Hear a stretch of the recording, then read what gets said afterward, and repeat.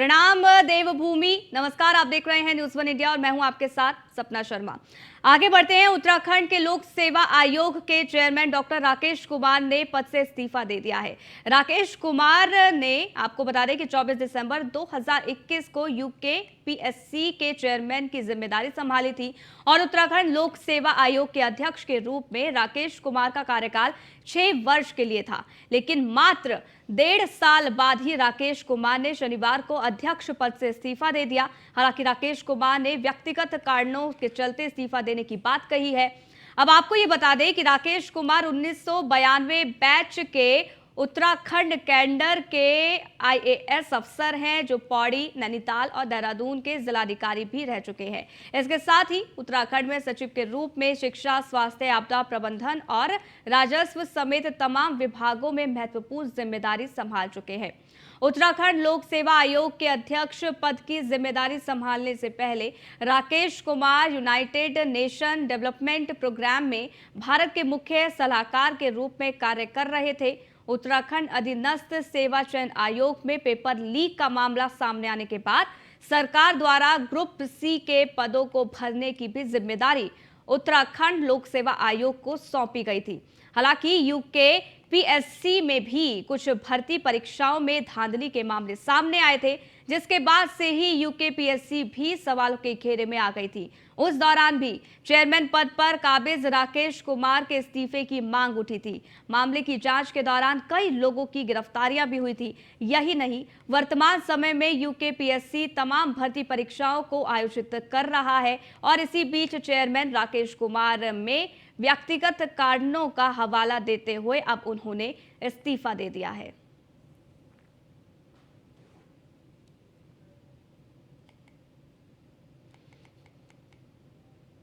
वहीं लोक सेवा आयोग के अध्यक्ष डॉक्टर राकेश कुमार के इस्तीफे को बेरोजगार संघ के अध्यक्ष बॉबी पवार ने अपनी जीत बताया है। बॉबी पवार ने यह कहा है कि अब लोक सेवा आयोग के अध्यक्ष के इस्तीफे के बाद आयोग के सभी कर्मचारियों को उनके पद से हटाकर सभी को जांच की जानी चाहिए।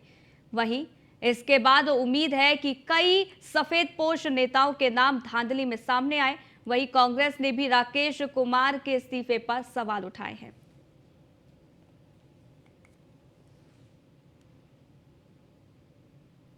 एक राजा से जो उनकी प्रजा है वो मांग कर ये सीबीआई लाए, तो वो हाई कोर्ट पे ये सारा बर्डन क्यों डाल रहे हैं? हाई कोर्ट पे तो रिट तब लगी थी जब यूकेएसएससी का घोटाला खुला था। अब राज्य का लोक सेवा आयोग का जब घोटाला खुला, उनके गोपन के अधिकारी जब जेलों के अंदर है, उसके बाद कोई हाई कोर्ट में नहीं गया रिट लगाने के सीबीआई लाए। उसके बाद तो सरकार से मांग हो रही है। तो मैं यही कहना चाहूंगा कि हाई कोर्ट पे ये बर्डन ना डालकर स्वतः ही संज्ञान ले सरकार की। युवा मांग कर रहा है, प्रदेश का नागरिक मांग कर रहा है, सीबीआई लाई जाए। अगर ऐसा नहीं होता है तो ये लड़ाई आगे जारी रहेगी। नए नए रणनीतियों के साथ इस लड़ाई को लड़ा जाएगा। एक भाजपा के नेताओं के साथ किसी की पटरी बैठी नहीं सकती, क्योंकि कहते तो ना खाऊंगा ना खाने दूंगा हुए, लेकिन आपने देखा कि तमाम प्रदेशों से खबरें आती हैं कि करोड़ों धनराशि इनके नेताओं के घर से निकलती हैं। उसी तरह से जो इनका वर्किंग पैटर्न है, जो इनकी कार्य प्रणाली है, जो इनकी शैली है कार्य करने की भाजपा के लोगों की, उसके साथ सब लोग पटरी बैठा पाएं ये ज़रूरी नहीं है, क्योंकि कहीं ना कहीं उनकी जो हिटलर शाही, उनकी जो तानाशाही है, उसको नहीं झेल पाए होंगे लोक सेवा आयोग के अध्यक्ष, और पर्सनल रीजंस का बहाना देकर उन्होंने पद छोड़ दिया। आरबीआई के वहीं श्री पंचायती अखाड़ा बड़ा उदासीन के मुखिया महंत दुर्गादास महाराज ने संतों के प्रतिनिधि मंडल के साथ मुख्यमंत्री पुष्कर सिंह धामी से मुलाकात कर अखाड़ों में भू माफियाओं और असामाजिक तत्वों के प्रवेश पर रोक लगाने और अखाड़े के संतों को सुरक्षा उपलब्ध कराने की मांग की है। वहीं एसएसपी द्वारा मामले में जांच कर उचित कार्रवाई की बात भी कही जा रही है।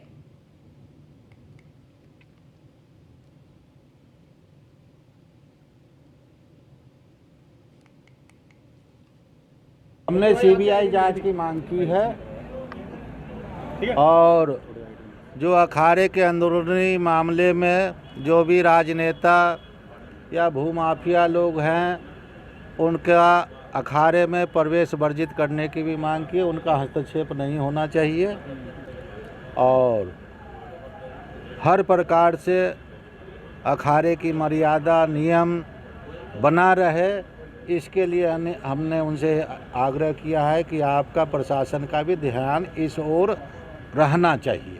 सीएम साहब ने आश्वासन दिया कि हम पूरा जो आपका कथन है उसमें हम आपके साथ हैं। धर्म नगरी में बहुत सारे अखाड़े भी हैं, यहाँ पर के छोटे छोटे प्रकरण चलते रहते हैं। माननीय मुख्यमंत्री जी को आशीर्वाद स्वरूप यहाँ के संत लोग मिले थे और अपनी कुछ समस्याओं को लेकर अवगत कराया, जिस संबंध में वार्ता हुई है उसको आगे हम इसमें जांच में देखकर जो भी उचित कार्रवाई होगी उसको की जाएगी। ऐसे जब भी मैं बहुत ज्यादा मैटर में डिटेल में अभी नहीं जा पाया हूँ, लेकिन जो कि माननीय मुख्यमंत्री जी को संत लोग आशीर्वाद देने आए थे यहाँ पर और एक नॉर्मल कट सी मुलाकात थी, उसमें जो भी उनकी छोटी छोटी समस्याएं रहती है अखाड़ों को लेकर उस संबंध में वार्ता भी करी और उसमें उचित कार्रवाई के लिए बताया गया, जिसको परीक्षण कर। वहीं केंद्र सरकार के द्वारा किसानों की आय दोगुनी करने के उद्देश्य से अनाजों की एमएसपी में की गई बढ़ोतरी को लेकर बीजेपी किसान मोर्चा ने केंद्र सरकार का आभार व्यक्त किया है। उत्तराखंड बीजेपी किसान मोर्चा के अध्यक्ष जोगिंदर सिंह पुंडीर ने प्रदेश मुख्यालय पर प्रेस कॉन्फ्रेंस कर केंद्र सरकार का आभार व्यक्त करते हुए इस बढ़े हुए समर्थन मूल्य से किसानों को होने वाले फायदे के बारे में जानकारी दी।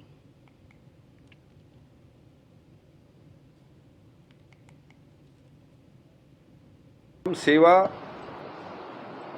संपर्क अभियान में पब्लिक के बीच में लगातार जा रहे हैं और पहली बार ऐसा आपने देखा होगा कि 2014 से जब से यशस्वी प्रधानमंत्री माननीय नरेंद्र मोदी जी केंद्र में आए हैं तो कैसे किसानों का जीवन समृद्धशाली हो, कैसे उनकी आय दोगुनी हो, इसके लिए निरंतर कार्य हो रहा है। अभी मैंने आपको विस्तार से बताया कि किस प्रकार से 10.5% जो एमएसपी बढ़ाया है उसमें जो प्रमुख रूप से है उसमें हमारा मूंग, अरहर, धान, मक्का और उड़द का जो एमएसपी है इसके बढ़ने से हमारे जो किसान भाई हैं वो फसलों में भी विविधता लाने का प्रयास किया गया है। और इसके अलावा जो एमएसपी जो अब बढ़ा के दिया है ये न्यूनतम समर्थन मूल्य से लगभग 10.5% बढ़ा है और जो किसान लागत लगाता है उस पे उसको कम से कम 50% का मार्जिन मिले, जो उसका मुनाफा हो उसको बढ़ाने के लिए काम किया गया है। हम सेवा संपर्क वहीं देहरादून स्थित कांग्रेस कार्यालय में कांग्रेस प्रवक्ता गरिमा दसौनी और वरिष्ठ नेता मनीष खरा बोला है।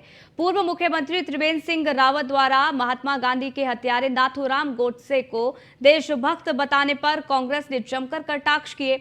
वहीं चीन की तरफ से होने वाले घुसपैठ पर भी कांग्रेस नेताओं ने सवाल उठाए हैं। कांग्रेस नेताओं ने बाल अधिकार संगठन आयोग की अध्यक्ष गीता खन्ना पर भी अपने संवैधानिक पद का दुरुपयोग करने के इल्जाम लगाए हैं।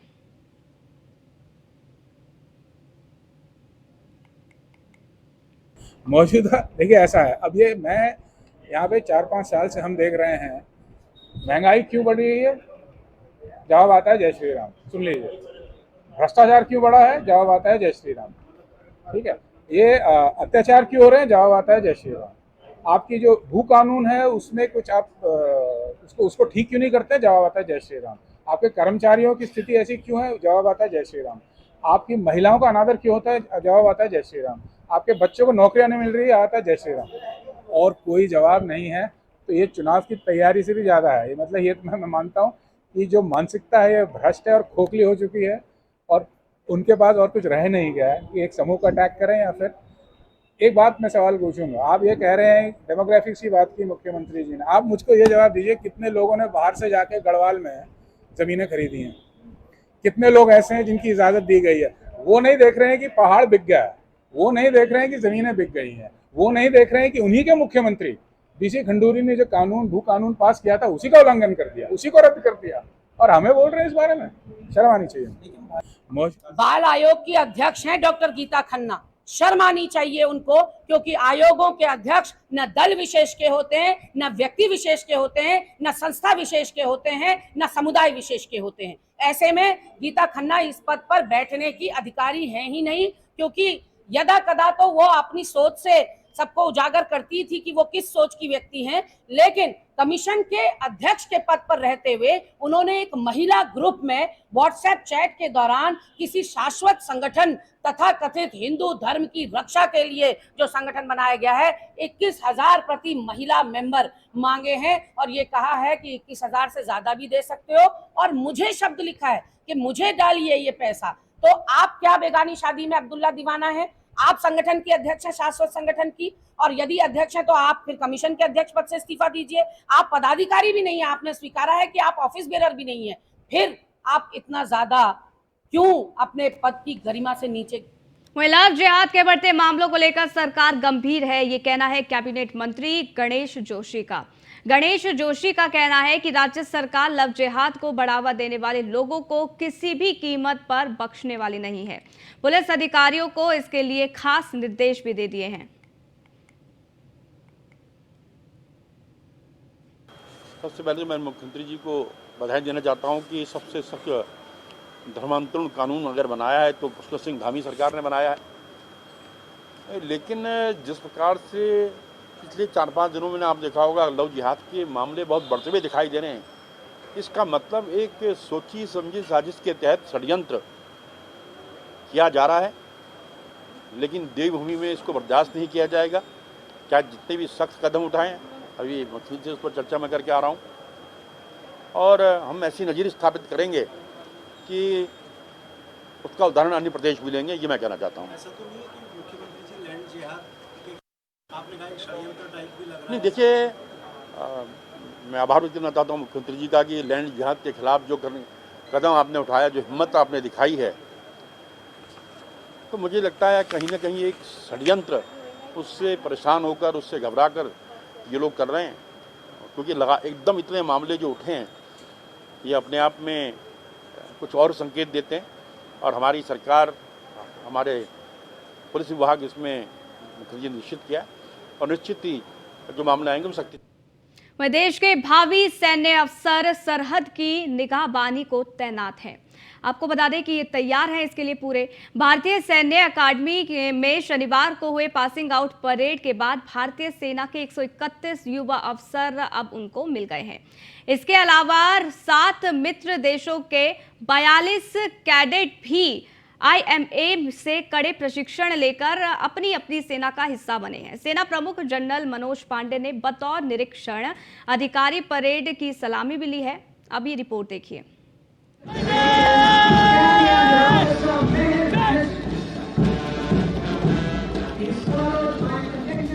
देहरादून में शनिवार को IMA की पासिंग आउट परेड संपन्न हो गई।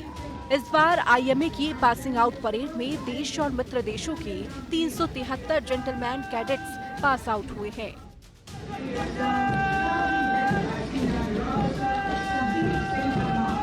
जिनमें 331 भारतीय जबकि 42 जेंटलमैन कैडेट्स 7 मित्र देशों के हैं। सेना प्रमुख मनोज पांडे ने परेड की सलामी ली।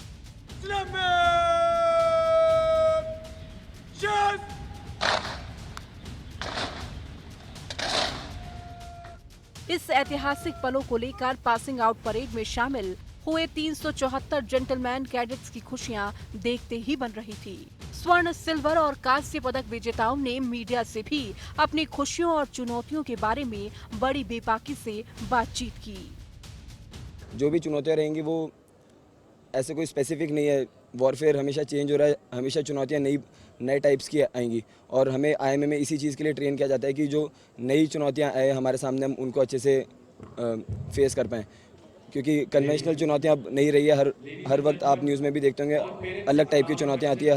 हर बार हमें नई चुनौतियों का सामना करना पड़ता है। तो मेरा विश्वास है कि जो भी हमारे सामने नई चुनौतियां आएगी, हम सारे जेंटलमैन कैडेट्स जो आज पास आउट हुए हैं, हम उनका अच्छे से मुकाबला कर पाएंगे। मेरे दादाजी रिटायर्ड सूबेदार मेजर मूल सिंह राठौड़ आर्मी के AMC से रिटायर हुए थे और मेरे नाना retired warrant officer Fateh Singh Rathore air force से रिटायर हुए थे।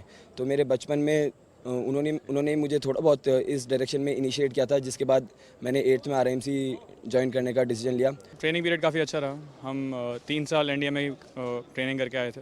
सो IMA के लिए हम पूरे गियर्ड अप थे और यहाँ पे आके बस अच्छा करने का कोशिश किया है। मेरे कुछ अचीवमेंट्स हैं, जैसे मैं अकेडमी टीम बास्केटबॉल में था जो हम बख्शी कप जीत के आए हैं अभी IMA, और मैं बेस्ट इन ड्रिल जज हुआ हूँ, बेस्ट इन टर्नआउट जज हुआ हूँ। तो ऐसे काफ़ी सारे फैक्टर्स आते हैं जो हमें जज करते हैं कि हम बेस्ट हैं इन मेरिट में। IMA की पासिंग आउट परेड से सैन्य अफसर बनने वालों में से सबसे ज्यादा 63 जेंटलमैन कैडेट्स उत्तर प्रदेश से रहे। दूसरा नंबर 33 जेंटलमैन कैडेट्स के साथ बिहार का रहा। तीसरे नंबर पर हरियाणा के 32 जेंटलमैन कैडेट्स के साथ रहा। चौथे नंबर पर 26 जेंटलमैन कैडेट्स के साथ महाराष्ट्र और 5वें नंबर पर 25 जेंटलमैन कैडेट्स के साथ उत्तराखंड रहा। तमिलनाडु से 8 जेंटलमैन कैडेट्स सैन्य अधिकारी बने। आंध्र प्रदेश से 1 सैन्य अधिकारी बना तो कर्नाटक से 11 जेंटलमैन कैडेट्स सैन्य अधिकारी बने।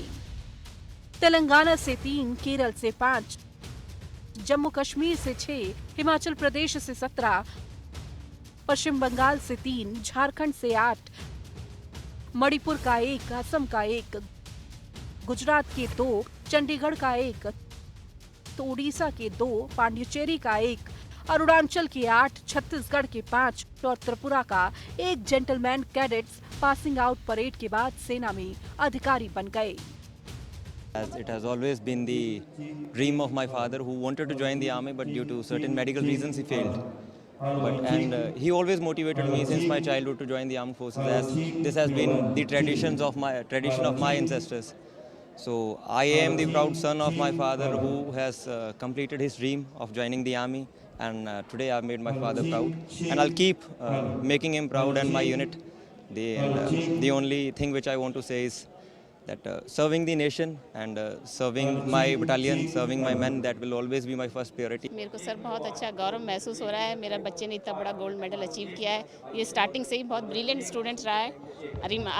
RIMC में था, वहाँ पे भी इसने गोल्ड मेडल अचीव किया था, और NDA में भी प्रेसिडेंट्स गोल्ड मेडल अचीव किया, और आज यहाँ पे भी मुझे बहुत अच्छा लग रहा है। स्टार्टिंग से ही ये अच्छा चल रहा है। देश की आन बान और शान पर मर मिटने के लिए तैयार 331 कैडेट अब भारतीय सेना का हिस्सा बन गए हैं।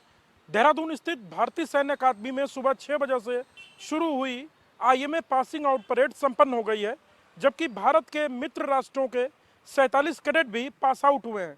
चीफ ऑफ आर्मी स्टाफ ने अपने संबोधन में कैडेट्स में जहां जोश भरा, वहीं अनुशासन में रह के भारत मां की सेवा के प्रति अलग जगाई।